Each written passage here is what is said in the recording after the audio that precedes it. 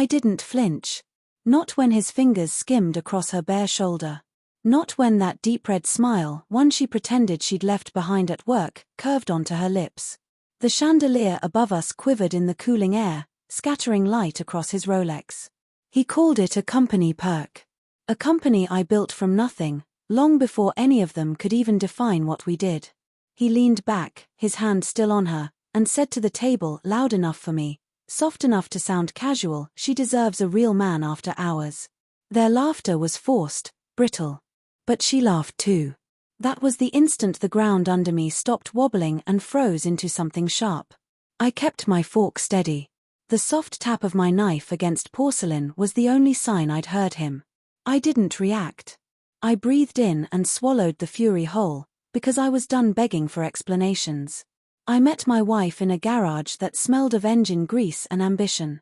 We'd been reckless, stupid in love, living out of boxes, sketching futures like they were guaranteed. She printed logo drafts on our kitchen counter. I wrote code on a laptop with a busted hinge. We promised each other everything, her loyalty, my future. Years later, when the company started breaking valuation milestones, she toasted with champagne kisses and whispered in the dark, "We made it." And I believed her. I brushed aside the late-night calls, the just-for-work perfume, the new dresses that didn't belong under fluorescent bulbs. I let it all slide because I refused to be the jealous husband counting her hours like accusations. But betrayal doesn't knock, it murmurs. The first proof arrived quietly. An email left open. A hotel booking under his name, listed for 2. The note, "Room service again?" Still, I said nothing. Instead, I noticed her Face ID never worked for me, but she often left her smartwatch on the nightstand. One sync was enough. Messages. Photos. Timestamps. And then the worst, an internal group chat where they joked about training the CEO's wife to manage stress. The real wound wasn't the affair. It was the ridicule. They assumed I was clueless. Clueless men don't become millionaires. Clueless men don't build companies that others cling to like lifeboats. I spent 8 months preparing. I started with absolute silence. No fights, no accusations.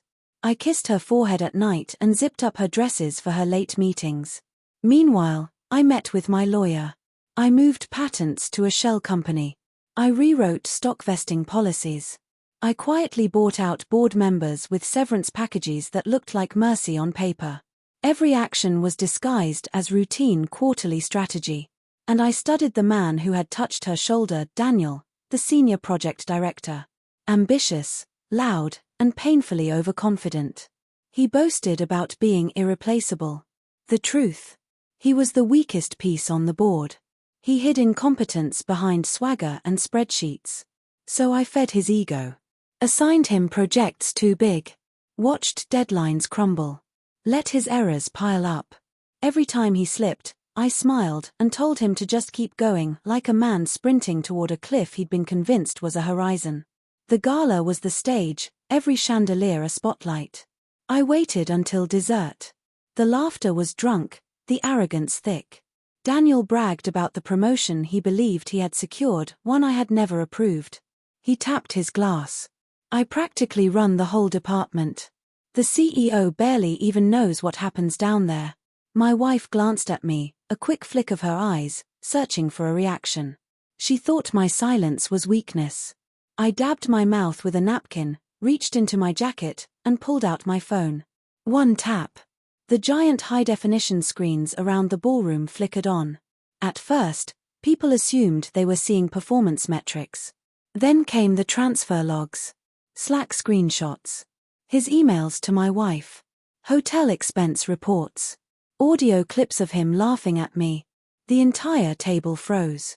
Even the band stumbled, a trumpet dragging off key. The COO went pale.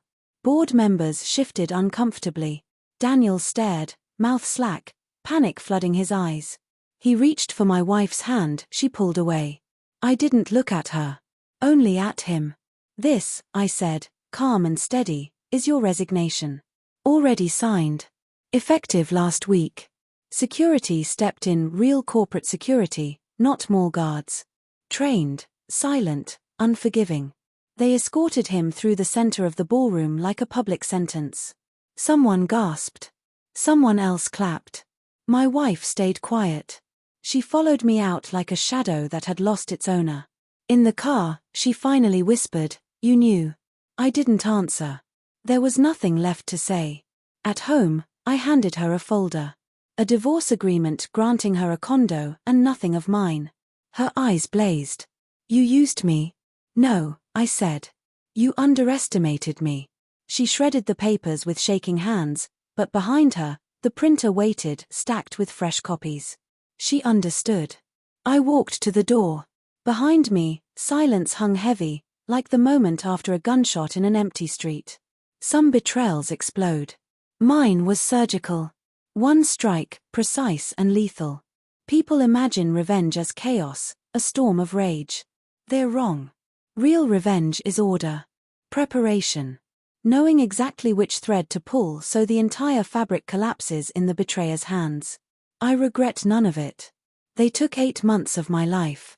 I took their careers, their comfort, and the illusion that I was a man who wouldn't strike back.